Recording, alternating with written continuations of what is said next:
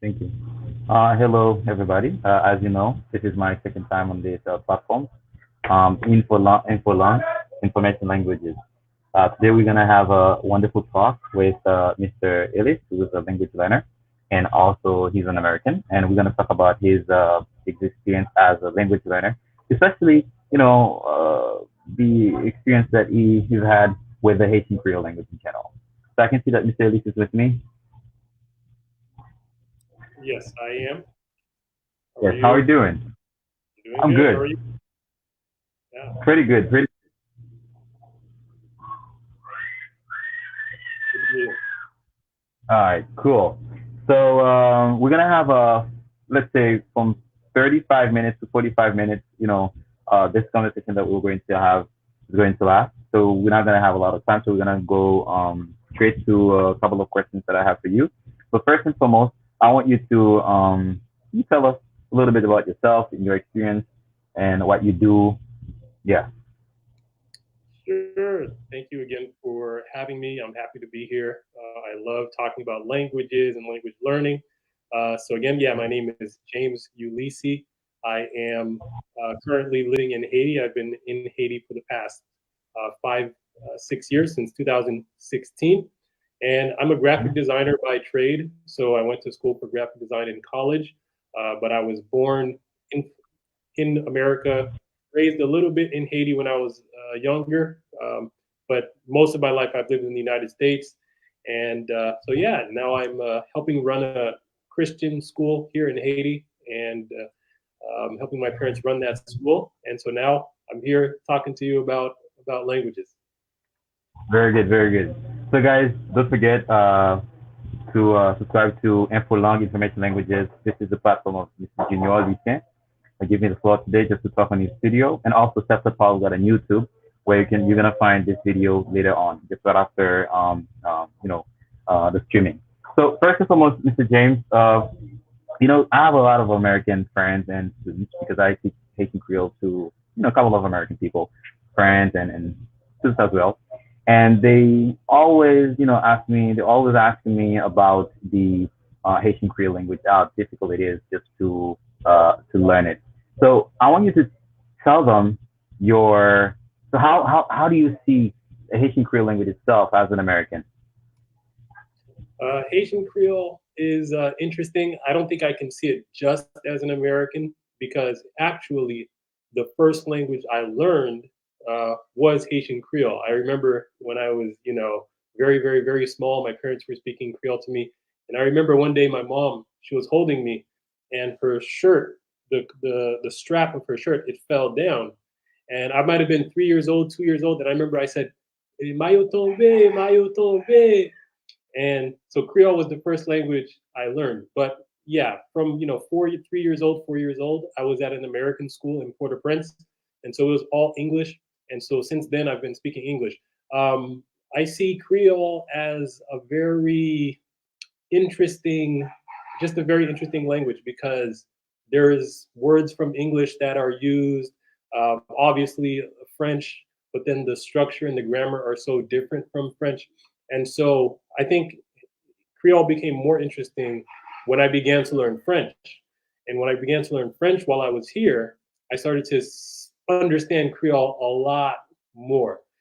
So yeah, Haiti Creole is just, it's interesting for a lot of reasons. Very good, very good.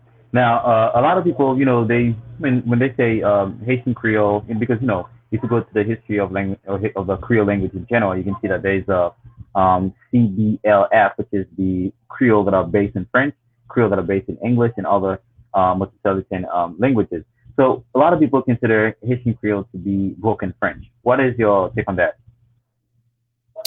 Um, I would agree. I do think that Haitian Creole is a broken French, but then I think that French is a broken Latin, and I think Latin is a broken version of another language. So I think English is a broken version of some other language, and so sure, every language is a derivative of other languages. Maybe some people don't like the term broken, so maybe you just say that Creole is derived from French. But yes, it's hard to argue that Creole is not largely composed Mhm. of French words. That is true. Very good. And what do you do with the prejudice around this term broken? Like we say broken English, generally we know that when you use the term broken English is it is generally referred to someone who speaks an English that is not academic. Okay, the person does not respect grammar rules. So for Haitian Creole, we have an academy, we have grammarians, we have linguists. For example, myself, I am currently I'm a prospective linguist and a teacher of foreign languages. Um, what do you do with these prejudices that people have around the term broken? What do you do with it? So if I understand the question correctly, you're asking why do people choose to call it broken? Well, yeah, I mean, I'm not a linguist as you are, but from what I can understand, every language that enters into a new community is going to start to become, it's going to start to evolve. And from my understanding, there's at least two basic parts. There's the vocabulary, and then there's the grammar. And so, in the case of Haitian Creole, the French people brought uh, French to Haiti, and the people did not speak French, but they had to hear it every day, and they had to start to try to interact with the slave masters and things like that. And so they have the vocabulary, but then the grammar is still African in a lot of ways. It's still put on top of this African structure. So you have this mix, and so that happens with any language, any language that goes anywhere. You're going to have the words staying the same, but the structure underneath it is so much different. And so that's why it's hard for Haitian people to understand French, but it's a lot easier for people that speak French to understand Creole. So the prejudice is just because I don't know, people are ignorant to that fact and understanding how languages evolve and how languages change. But everybody has their view. Very good, very good. So you said there are two parts: the vocabulary, the lexicon, and there's grammar. Like if you can use a more linguistic term, you would say you have the lexicology, and then you have syntax and semantics for the grammar part. So there are two great linguists. One is an American and the other one is a French. There are Creolists. They're basically people that are working on Creole languages, not only Haitian Creole, but we have Creole from Saint Lucia, Creole from Louisiana in the United States of America, and you have all the Creoles in Brazil and other countries. So there's a theory which you call substratism, which the idea that Haitian Creole is from part of West Africa. We have a lot of authors who back up this idea. We have, for example, this American Creolist. His name is Mark Horder. He wrote a book in 1988, which it's an article based on the development of Haitian Creole and Creole languages in general. And then we have another guy who's a French. His name is Robert Chandonfon. I don't know how to say that in English, but it's Robert Chandonfon. He would prefer the American pronunciation. And then he's part of a school called Super Classicism, which is the idea that Creole languages are basically an advanced French, right? Um, and the lexicology that we use, the grammar, the vocabulary, they're all from originalism in the French language back in the centuries, or maybe a French that is speaking in France, but in a very rural area. So he takes the example of, for example, linking verbs. In French, we call that copule, which is, for example, you have the verb to be. In Haitian Creole, it would be c'est.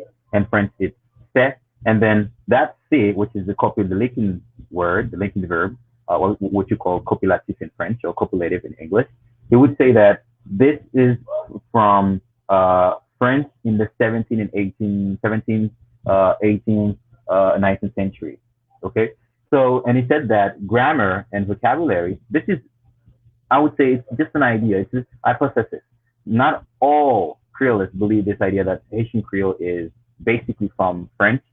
The grammar, the pronunciation, the vocabulary. Only the phonology is different due to the fact that we live in a tropical area and we have different ways to articulate sounds, etc. And he even says that he has this tendency just to categorize Creole languages as advanced French, especially Creole languages that are based on French language. So, do you think that Haitian Creole can be an advanced French. Yep. Sorry. I don't think I could say Creole is an advanced French. I don't know if that's the term I would use. The reason I say that is because French is so rich in conjugation of their verbs, for example, and tenses, and Creole is much more limited in in in that way. So, for example, if you have the verb to run, courir, it's courir no matter what you're talking about, no matter what tense you're talking about. Whereas in French, if it's there's so many ways to conjugate that. So I don't know. I don't. Does that make it less advanced, or does that make French more advanced? I just know that French is much more nuanced than Creole. So I think there are some ideas that it's harder to express in Creole if you want to be very, very, very specific, the way you can be in French. Of course, you can communicate, but it's much more precise in French. And so Yeah. I'll give you one example. If we say nous in Creole, Hmm. am I talking about a group of you or a group of us? But we only Yeah. have one word. We only have one word for that. Whereas in French, it's vous or nous. Hmm. And Hmm. so Hmm. there, a lot of times where I'll hear somebody, clarify nous and say who they're talking about. So there's just examples like that. Yeah, when he said that he's an advanced French, he's not talking about like an advanced, like a stage of a language. The Haitian Creole is more developed. You can find more nuance in the Haitian Creole language. He's just saying that all the different variations that you have in Haitian Creole, they existed in French, and then the Creolists uh, adopt a certain form of the past, the past of the French language, whereas the French is a little bit fixed due to the writing system and all of that. It's not exactly that the Haitian Creole is more nuanced. I'll just take an example. We call that the generalization of the infinitive in Haitian Creole for the tenses, whereas we have some other Creole languages, they tend to generalize other things.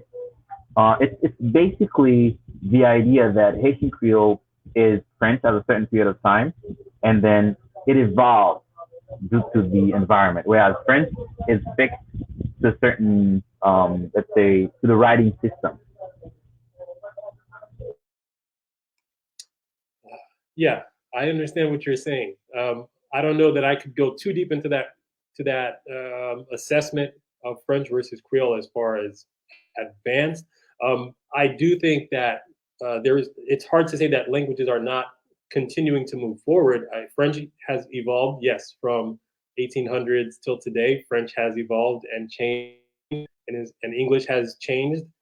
Creole maybe has changed from that time. So I don't know the word advanced.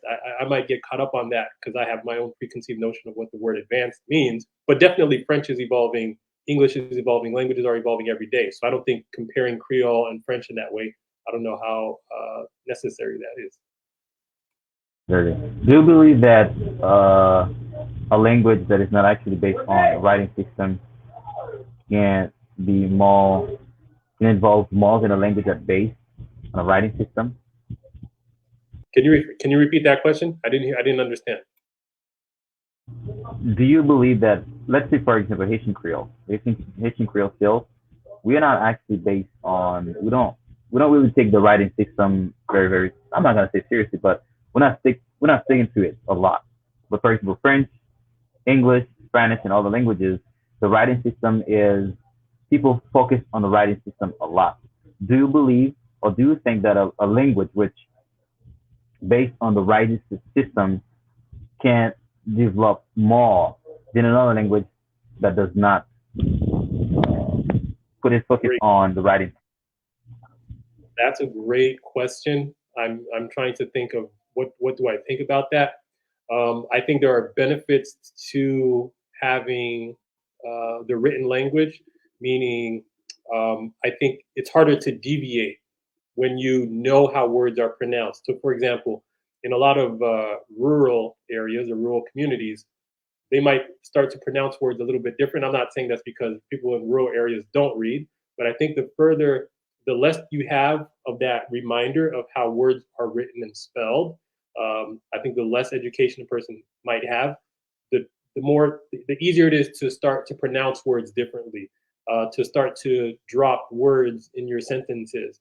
And so I think literacy is good for standardizing and keeping that standard alive as far as the language goes. And then yeah, so I think that in that sense it's good. But yeah, I think if you don't have that, then the language can go wherever it wants to go at any given time, and there can be a lot of variation in how people speak. So is that a problem? I don't know, but I do think that benefit of standardizing. I think that's a good thing. You're muted. Uh, said that words are the dress of ideas. Do you think that, like, let's take for example Haitian Creole, English, and French um, language? Do you think that they're which one is the I'm not gonna say the best, but can represent ideas to you in a more sophisticated way, in a more expressive way, sophisticated and expressive at the same time. Just give me for the yeah. I mean, I'm a I'm a little biased. Um, I from what I'm understanding about French, I think that it's more nuanced even than English, and we get a lot of words from French in English. So I think that French is probably more sophisticated in the ability to express ideas even than English. Obviously, for me, I feel like I can express anything I want to in English. But yeah, the more I'm learning about French, I'm starting to see that you can probably get even more nuanced in French than you can in English. And then with Creole, I think that's the least.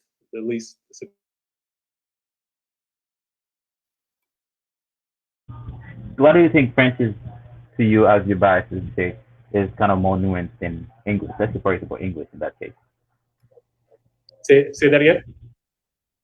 More nuanced. There are a lot of there like you can express more things in French, yeah, than the other languages. Yeah, I'm not saying I can yet because I'm still learning French. But I think a person who's fluent in French, I think they can get more nuance than a person who is fluent in English. That's my assumption. Very good. So we're gonna take we haven't started talking about Haitian Creole yet, but we just talking about language in general. I just said that French is kind of more nuanced than even the English. We have the word language, right? In English, you say language. It could be it could mean something like the communication tool that we use or the linguistic code that we use in order to communicate. It can also mean in French langage, which is, according to Noam Chomsky, an inner organ that we have in our head.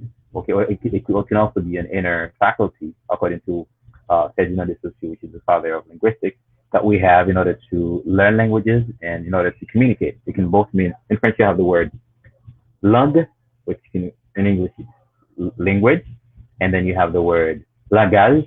In English, is still language. So, as you said, there are a lot of nuance that you can express in French with one word, one specific word that you can't explain. You can't really illustrate that with one word in English. You have to explain whether you're talking about the faculty, whether you're talking about the code of communication. It's the same in Spanish. Like in Spanish, you have the word language can be translated in Spanish either in lengua or idioma or lenguaje. If you're talking about the capacity, inner capacity that human beings have. I'm not gonna say I'm a little bit biased because people would say that not only human beings because there are a lot of theories.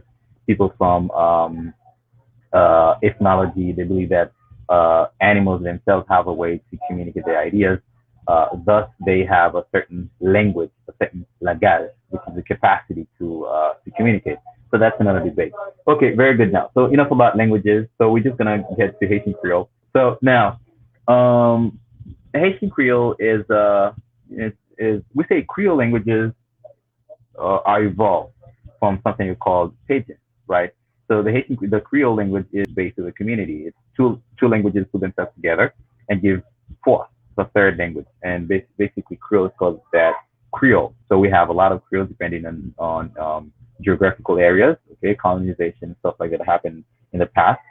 So Creole or Creole languages are more evolved than Pidgin because Pidgin is just a way, it's just a code that people use that is not very sophisticated. We don't have grammar. They mix two languages and they're trying to communicate with each other using a code, mix of two languages and modern languages. Now, um, Haitian Creole is a very specific term. And when I'm talking to some of my American friends and they are telling me that Haitian Creole is very difficult to learn, especially the pronunciation, the intonation. So how do you process the Haitian intonation, the Haitian Creole intonation when you're listening to a native speaker speaking? Okay, how do you do that? How do I practice it? Listen it and replicate it, reiterate it. I mean, you just do it. You just try. I don't have any specific method or any approach to trying to mimic any given language. It's just that you speak it. The only way to do it is to speak it. So I'll give you an example. Um, I feel in English, when we go up in Creole, it goes down as far as the voice and the intonation sometimes. And one thing that was very hard for me with Creole was adding the word "we" at the end of a sentence. Hmm. So, for example, um, right? Yeah, yeah. So that it was very hard for my brain to be able to do Uh-huh. that when I was for the first year or two that I was here Uh-huh. because it's so different from Uh-huh. English. Um, Uh-huh. I don't even know if there's anything like it in English. And so um, something like that, it just comes by having to say it. And then what ends up happening is your brain gets to a point where the sentence does not sound correct unless you use this intonation. And so Mhm, that it's like it's hard for me not to say it now. mhm. So it's just about practicing, trying, and listening. Very good, very good. Yeah, but we say we at the end. Sometimes we use it just to sound a little bit, more polite. Okay, like you put the we, you put the no after, just to sound more polite. If you don't say it, it seems that you're a little bit impolite. When you're talking to the person, and if you're talking to, if the person to whom you're talking is older than you are, and it's almost it's almost mandatory just to use it. I use it sometimes, but especially when I'm talking to elderly people. But if I'm talking to my friends, I don't use it because it sounds a little bit weak sometimes, like using we at the end. Right. And so, learning that and even learning that when it's used and when it's not used, that just comes with time. So I think Yeah. it, practice is necessary. Speaking is necessary. But yeah, I don't have any tricks on how to pronounce a word the way Haitians pronounce a word, other than to say to just try. Okay, very good. So now we just move on and phonology. We're just gonna move on grammar. So what do you think of the? Do you think the Haitian Creole grammar is? As you said, we have in English in Haitian Creole we have the generalization of the second person. Okay, for example, in other languages, in other Creole, that simply see we have the generalization of the infinitive. In Haitian Creole, we have the e generally or the e depending on the ending of the verb. Like for example, you have the verb as I said, courir, moi courir, ou courir, li courir, etc. We have the verb to speak, moi parler, ou parler, li parler, etc. We have the generalization of e and e in Haitian Creole. Now we have a lot of other things in Haitian Creole other than these different uh, endings, verb endings. For example, we have till, we have ap, we have pral, we have all these different markers of aspects and tenses and time and Haitian Creole that are kind of different from French, kind of different from English. Now, what do you think? Do you think that the Haitian Creole grammar is like, if we're saying that Haitian Creole grammar just to be able to communicate with Haitian folks, do you think it is difficult to learn, or what do you think of it? Uh, is it difficult to learn Haitian grammar? Um, I don't like to say that anything is difficult as far as language learning. Uh, I come back to what I said before is that it just takes time. Um, so with the verbs, I think it's easier to learn verbs in Creole because there's just one version of the verb. You don't have to think too much about that. If it's couli, it's couli. Like I said, if it's parler, it's parler. If it's marcher, it's marcher. So in that sense, learning that aspect is easy. But the grammar, I will say, yeah, it's different. So for example, the definite article, if you're putting machine de besoin, right? You put that definite article at the end of the sentence.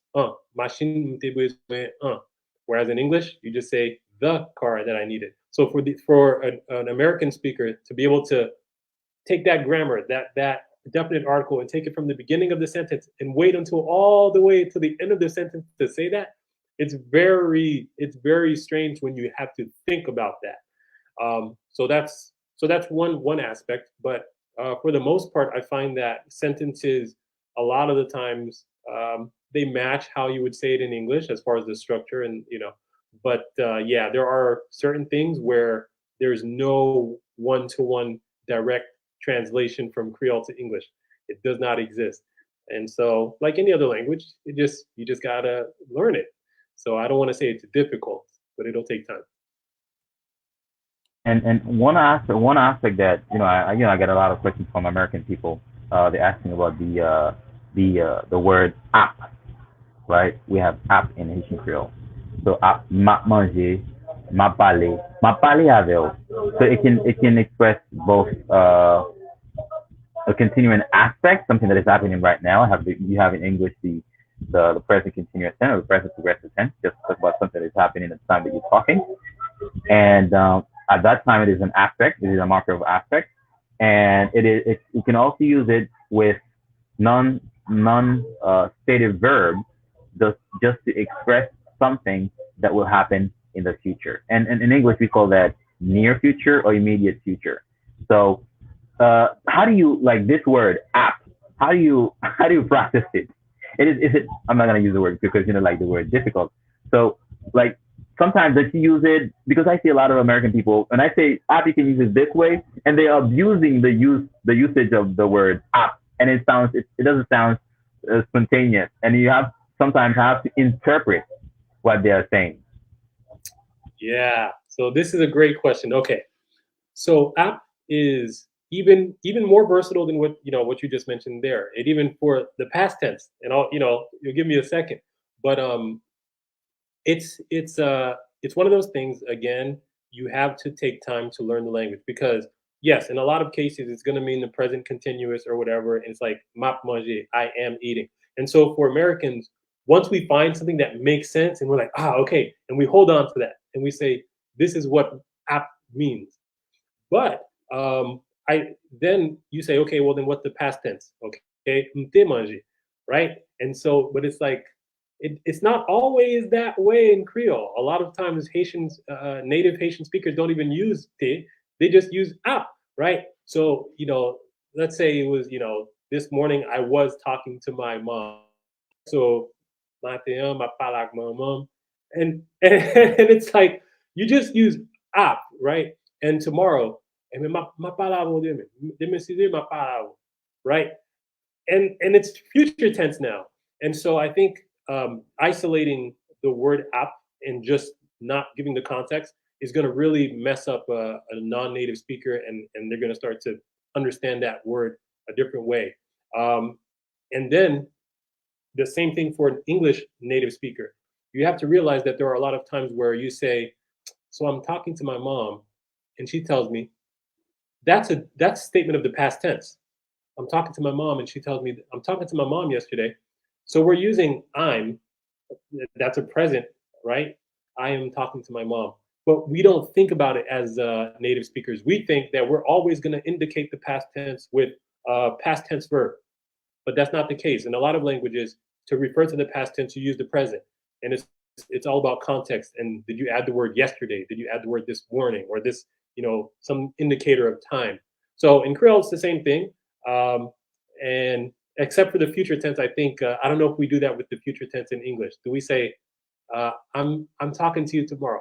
Oh yeah, we do that in English too. We say, I'm Yes, speaking yes, to I'm speaking to Ralph Valentino tomorrow.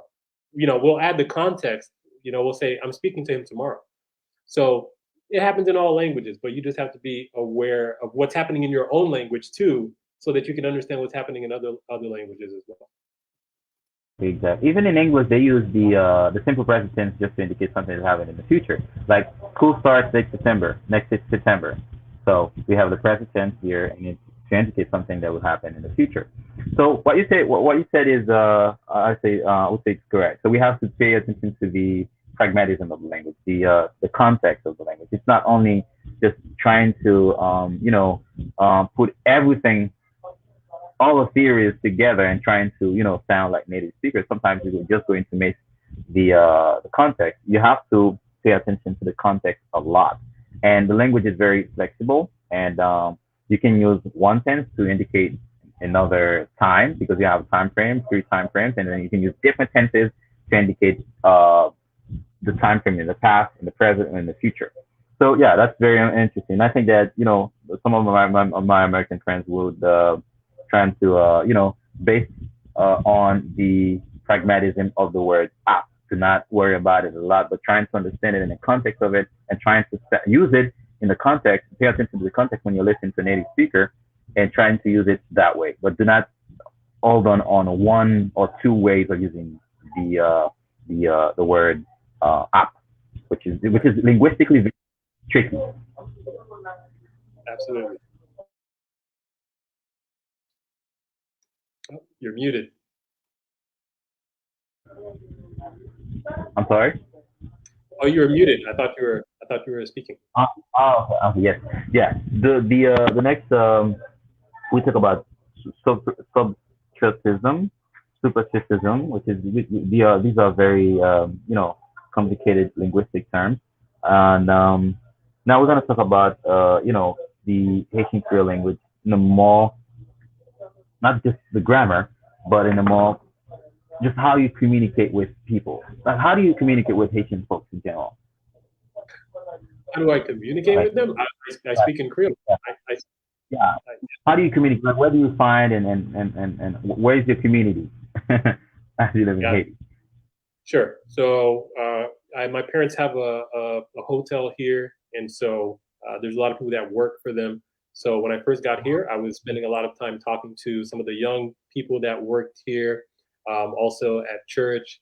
But now that I help my parents run the school, I'm running the school. So I guess you can say for right now, I'm the director of the school. So I work with teachers and the administrative director. I'm communicating with all different levels of Haitian Creole speakers every day. Mhm. Yeah, very good, very good. Now, yeah, we have someone, Mr. Rhyme Flowers, who said the chat basement is to know Creole better than many Creole native speakers.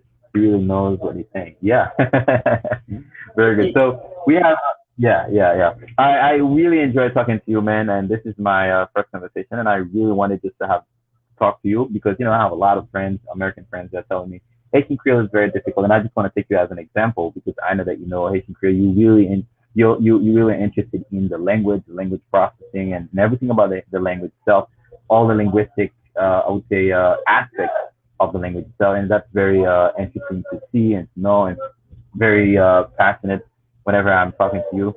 And I know that we have other passions. We have to say that to the public that it's not only language learning, it's not only Haitian Creole and English. We have other, subjects, topics that we're going to tackle maybe in the future.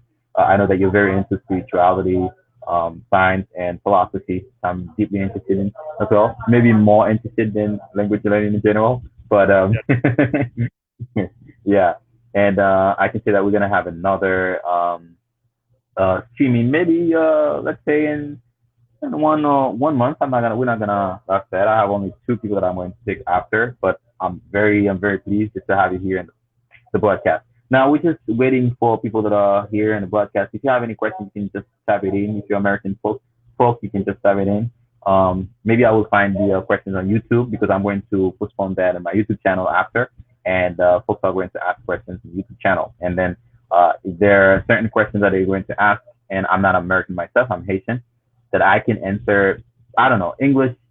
I can't say I'm not American, but it's very difficult for me to consider English as a third language. I would say English is my second language in a sense because English and French are the same. I'm actually at the same level, although that I have a more my pragmatism in French is even more developed because I've used French for many years. But I know that there I will have a lot of questions based on your brain because you know the way you understand Haitian Creole is not exactly the way that I understand it. Myself to understand Haitian Creole, I have to go to school to learn it, just to understand because you know we take a lot of things for granted. But when you're learning the language, you're very you're very insightful about all different variations, different details in the language. So whenever they ask me a question, and I can't really process the question as an American, so I think that based on this live itself, I would have to send that to you, and then you will have to give me the answer as an American who speaks Haitian Creole, how you understand that and your method, okay? The thing that you use in order to use the language, to understand the language, how you use the intonation, different intonation. We're going to talk about the rising and falling intonation in Haitian Creole, which is very different from English, very different from French, which is very tricky in Haitian Creole because if you do not use it properly, maybe you sound very very different from the way that your initial intention was, which is very different from other languages. Although you know in English you can use the pitch, the rhythm can the different rhythm of the speech can refer to something else. So I'm very happy just to have you here. So we have only let's say 5 minutes because I said that we're gonna have 45 minutes, but it's already 49. So now I want you to talk. Just tell me a couple of Haitian. This is killing it. Very good. Thank you, Ricardo. Thank you so much. Now we're gonna talk about. Like, we're not gonna be talking, but you're gonna tell me a couple of English proverbs or sayings and then that you find very interesting, and then how you translate, how difficult they are just to be translated in English, and then you can just give me the translation for them. Oh, okay. So I think one Haitian Creole proverb that I like is wash. Hopefully I'll say it correctly. Washna rivière, pas comme nous les washna soleil. So in English that would roughly translate to a rock in the river water, doesn't know the pain of a rock in the sun. And I just Do you I use just that in English? Well, that's a literal translation. oh, I'm sorry, say it again. Is that a literal translation English, or do you say that in English? That's just a literal translation. We don't say that. We don't say that in And so, the reason it sticks out to me is because a lot of times, I don't know if they do this in the South or in Port-au-Prince, but up here in the North, if somebody's having a problem and somebody else wants to make a joke about their problem, they'll say, "I'm gonna back on right? And so I would always hear people say that. And then when I learned that proverb, I felt like maybe that's where that comes from. So yeah, so that's one interesting proverb. And how would you translate that in English? Yeah, I mean, you know, uh, I don't think there's a English proverb that matches that. But yeah, the translation is, a rock in the water doesn't know the pain of a rock in the sun. You know. Like, do you use that? Do you like when you're talking to an American who does not speak English, Haitian Creole at all? Do you use that expression? Do they understand if you're talking to an American friend? I've Like with never, okay, okay. yeah, I never used that. Okay, very good, very good. That's the first one. West na soleil, pa kon dule west na rivière, pa kon dule west na soleil. So what would be the second one? It could be a saying, a proverb, or anything. Yeah, the second one is mande chemin, pas d'y perdre pour ça. Mande chemin, pas d'y perdre pour ça. So it's like, Mhm. man, translating that into English, asking for directions doesn't mean you're lost, Exactly. right? Mm-hmm. And so Mm-hmm. I just really enjoy that way of thinking, because I think there's a lot of times when, yeah, we're afraid to ask for help because we feel like that's going to show weakness, and that proverb is directly saying that doesn't mean weakness just because you're asking for help. So Monday je m'ai pas dit petit tout ça. And the reason it's interesting to me is because the words that are used in Haitian proverbs are so reductive, so reduced, and I had never heard anybody say pas dit, and I didn't understand pas dit until it was in the context of that sentence.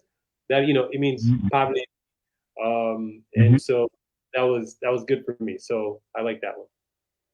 Very good, very good, very good. So these are the two proverbs of saying in English. In Haitian Creole. What's not blue, kakondule, what's not soleil. And then, Madesine parle du pedi pour ça. Parle du pedi. Okay, very good. So that's very interesting. I hope that my American friends are taking notes. And these these Haitian Creole sayings, they're very idiosyncratic. Okay, just using them, it sounds like you're part of the Haitian community. Like you're using a way of it's like it's a very opening way of thinking. Okay, and once you use it, it sounds like Haitian. Yeah, yeah, it's very interesting. So, Mr. Ulysse, how do you pronounce the name? Ulysse or Illis? I pronounce it Ulysse. I say my name is James Ulysse, but Ulysse. but other people in my family they'll say Ulysse or Ulysse. So there's multiple ways Uh-huh. to pronounce it. Just can you lay them out? Sure, you can say Ulysse, Ulysse, Mhm. Ulysse, Ulysse. Yeah, yeah. Okay, okay. In French, And it's Ulysse. Ulysse in French, yeah, in French it's Ulysse. You like the French, like you say Ulysse, Ulysses. You prefer that one? Yeah, Ulysse. Ulysses. Okay. Yeah. I never thought about that. I would just put it would be Ulysse, Ulysse in French, yeah.